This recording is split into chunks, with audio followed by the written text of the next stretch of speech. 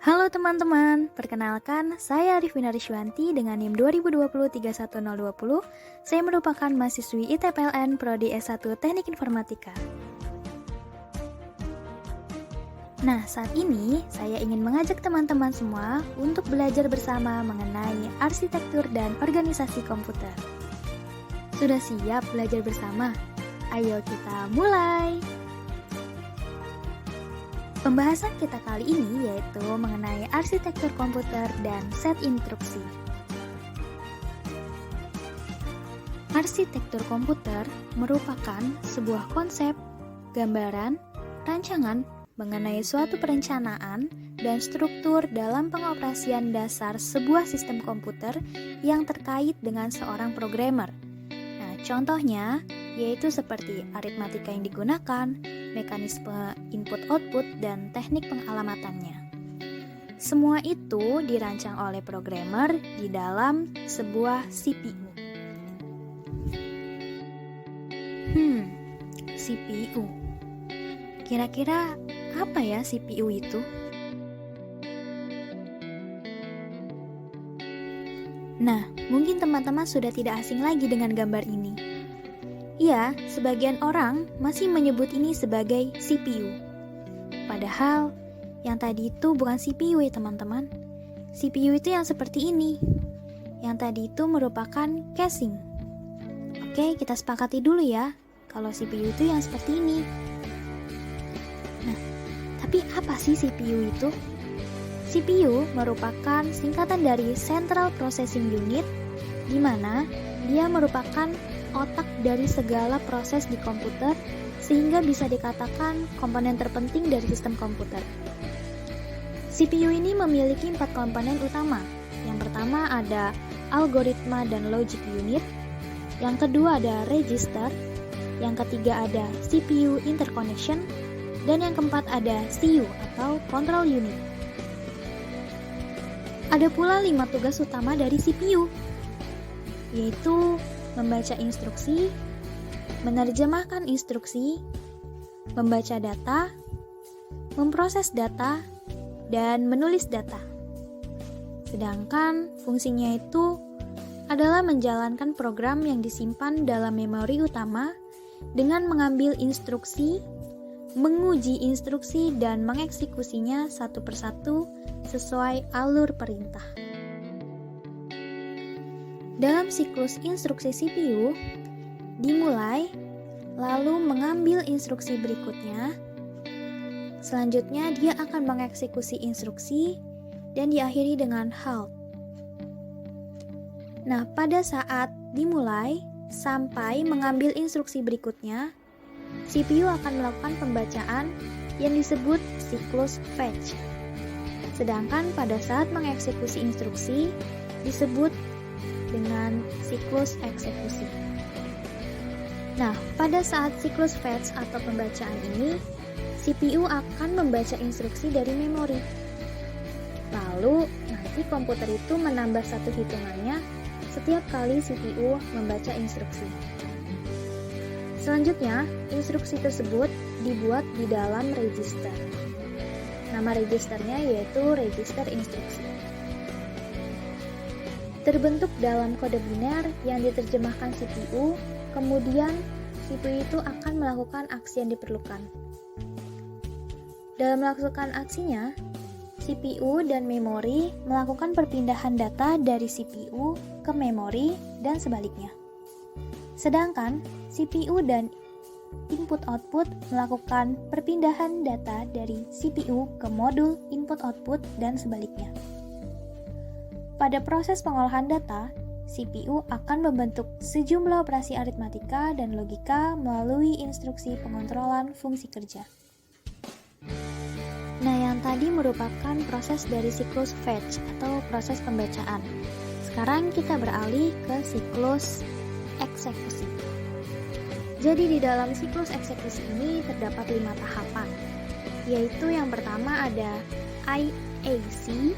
Nah, ini tuh merupakan singkatan dari Instruction Address Calculation yang mengkalkulasi dan menentukan alamat instruksi berikutnya.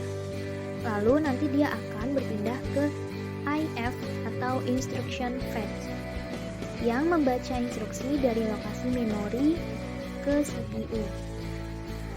Lalu nanti dia akan berjalan ke dalam IOD atau Instruction Operation Decoding yang menganalisa instruksi untuk menentukan jenis operasi yang akan dibentuk dan akan digunakan.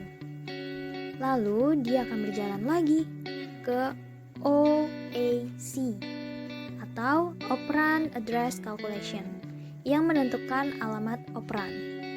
Selanjutnya dia bergerak ke atas ke OF.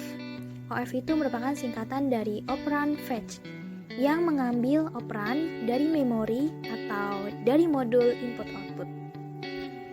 Lalu dia berjalan lagi ke DO.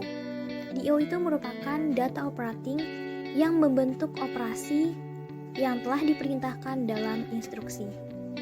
Selanjutnya dia akan ke OAC lagi. Lalu berikutnya dia akan ke OS atau Operand Store. Nah, Operand Store ini yang menyimpan hasil eksekusi ke dalam memori. Nah, jadi nanti di dalam OS setelah disimpan, dia akan kembali lagi ke IAC untuk melakukan instruksi-instruksi berikutnya. Jadi yang atas itu merupakan, itu kan terbagi menjadi dua ya teman-teman. Bagian atas merupakan akses CPU ke memori atau modul input-output. Sedangkan bagian yang di bawah merupakan operasi dari internal CPU itu sendiri. Selanjutnya ada proses interupsi, di mana proses interupsi itu merupakan sebuah mekanisme atau pengalihan pengolahan instruksi dalam CPU kepada routine interupsi. Tujuannya sih untuk memanajemen pengeksekusian routine agar lebih efektif dan efisien antar CPU dan modul input-output atau memori. Nah, proses pengerjaannya itu seperti ini teman-teman. Di sini kan ada instruksi pertama, instruksi kedua, dan instruksi ketiga sampai instruksi seterusnya. Lalu tiba-tiba muncul sebuah instruksi atau perintah. Yang panah merah ini masuk, kemudian proses pengeksekusian itu dihentikan sementara oleh prosesor. Kemudian nanti dia akan lompat ke routine instruksi. Nah, dari routine instruksi ini akan dikerjakan terlebih dahulu, kemudian nanti setelah selesai dikerjakan dikembalikan lagi ke program utama. Tapi ada dua kemungkinan nih teman-teman. Instruksi tersebut bisa diterima atau ditangguhkan, atau instruksi tersebut bisa ditolak. Nah, saat instruksi ditangguhkan, prosesor itu akan menyimpan alamat instruksi, kemudian dieksekusi kembali. Baik, jika hanya ada satu instruksi yang akan masuk, maka prosesor itu bisa memilih mau ditangguhkan atau ditolak. Sedangkan jika instruksi yang akan masuk itu ada dua atau lebih, maka ada dua pertimbangan. Yang pertama, pengolahan instruksi berurutan atau sekuensial, dia itu dapat menolak instruksi lain sampai suatu instruksi yang sedang diolah prosesor selesai ditangani. Jadi siapa duluan yang masuk, nanti dia yang akan diproses terlebih dahulu secara berurutan. Sedangkan pertimbangan kedua yaitu melalui pengolahan instruksi bersarang yang mengizinkan instruksi prioritas tinggi ditangani terlebih dahulu. Jadi kalau yang pertimbangan kedua ini lebih pada ke seleksi terlebih dahulu, yang mana yang memiliki prioritas tertinggi, dia yang akan didahulukan. Baik, kita langsung saja ke contoh kasus interupsi. Jika terdapat suatu sistem yang memiliki 3 perangkat input-output, yaitu printer dengan skala prioritas 2, disk dengan skala prioritas 4, dan saluran komunikasi dengan skala prioritas 5, yang awalnya sistem melakukan pencetakan dengan printer, dan pada saat itu juga terdapat pengiriman data pada saluran komunikasi. Sehingga modul komunikasi meminta untuk interupsi. Nah, pertanyaannya, bagaimana sih proses interupsinya? Oke, langsung saja kita ke prosesnya. Yang pertama, dia akan melakukan pengalihan terhadap eksekusi interupsi modul komunikasi. Sedangkan interupsi printer yang tadi akan ditangguhkan. Selanjutnya, saat pengeksekusian modul komunikasi akan terjadi interupsi DIX. Namun, karena prioritasnya lebih rendah, maka interupsi DIX akan ditangguhkan. Setelah interupsi modul komunikasi selesai, dilanjutkan dengan interupsi yang memiliki prioritas lebih tinggi, yaitu DIX. Nah, bila interupsi DIX-nya sudah selesai, maka dilanjutkan dengan eksekusi interupsi printer. Selanjutnya, jika sudah selesai semua, maka dilanjutkan dengan eksekusi ke program utama.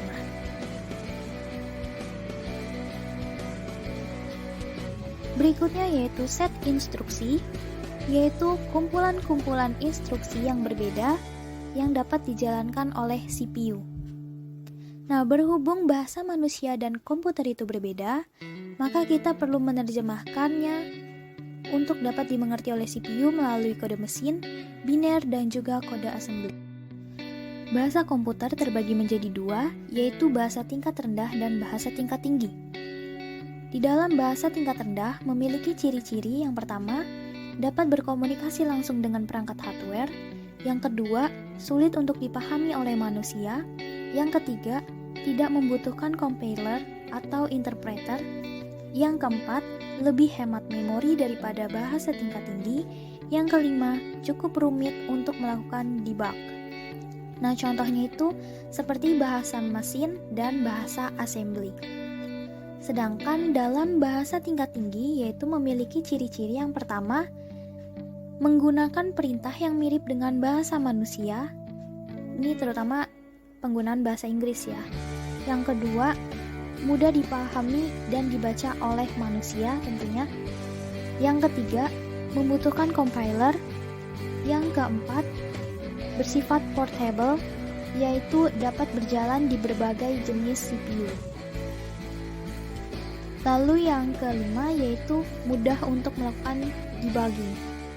Nah, contohnya itu seperti bahasa Python, PHP, Java, Ruby, dan C.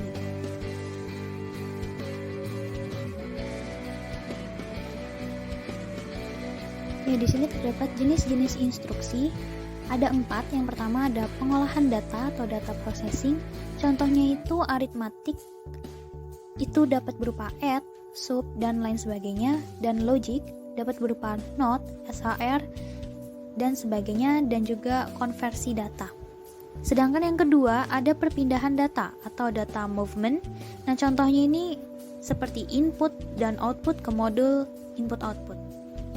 Yang ketiga ada instruksi untuk penyimpanan data atau data storage. Nah, contohnya ini seperti transfer data, seperti perintah store, load, move, dan lain sebagainya. Sedangkan yang terakhir ada kontrol aliran program atau program flow control. Contohnya itu seperti jump, halt, dan lain sebagainya. Jadi halt itu kalau yang tadi itu digunakan untuk menghentikan eksekusi saat syarat sudah dipenuhi. Baik, kita masuk ke dalam contoh bahasa assembly dan biner. Jika kita diminta untuk memindahkan nilai 97 sebesar 8 bit ke dalam register prosesor AL, jadi nama register prosesornya itu AL, kode biner atas instruksi pemindahan adalah 10110, diikuti dengan 3 bit pengenal atas register yang akan digunakan. Nah, pengenal atas register AL itu adalah 000. Kemudian, nilai 97 dalam kode biner adalah 010001. Nama saatnya kita jawab. Jadi kita urutkan dulu Ini sudah saya beri gambaran melalui masing-masing warna. Jadi yang pertama kita masukkan dulu perintahnya. Itu kan perintahnya itu disuruh memindahkan 10110. Nah, instruksinya kita masukkan dulu. Lalu di sebelahnya kita masukkan pengenal atas register AL-nya tersebut 000. Kemudian masukkan juga nilai 97-nya tapi dalam bentuk biner. Setelah itu, semuanya kita konversikan ke dalam bentuk heksadesimal. Maka akan menjadi B061.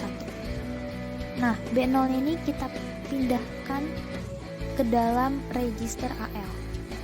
Sedangkan 61-nya nanti akan direpresentasi bilangan heksadesimal menjadi nilai 97. Itu kalau di dalam desimal. Selanjutnya, untuk kode mesin, tadi instruksinya kan suruh pindahkan. Maka untuk kode mesin pindahkan itu menggunakan kode move. Move itu untuk perintah pindahkan. Maka didapatkan hasil, kita letakkan dulu move-nya, perintahnya. Move, lalu masukkan register prosesornya, kodenya yaitu AL. Jadi move AL, 61H. 61-nya itu tadi didapat dari nilai 97. H-nya itu heksadesimal. Jadi kalau dibaca kira-kira isi register AL dengan nilai 97 hex. Atau pindahkan register AL dengan nilai 97 atau 61 hex. Selanjutnya kita beralih ke teknik-teknik pengalamatan. Yang pertama ada immediate addressing atau pengalamatan segera.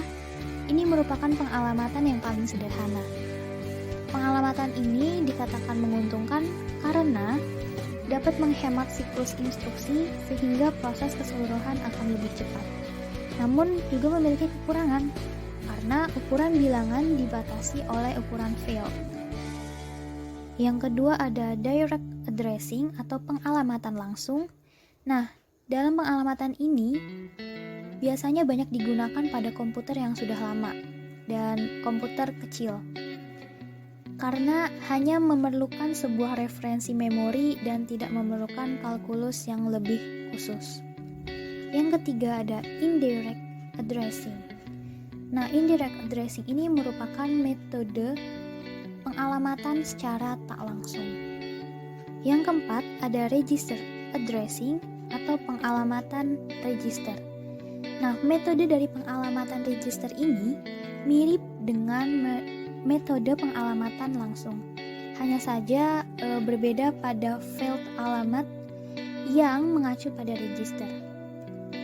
Jika pengalamatan langsung itu mengacunya kepada memori utama.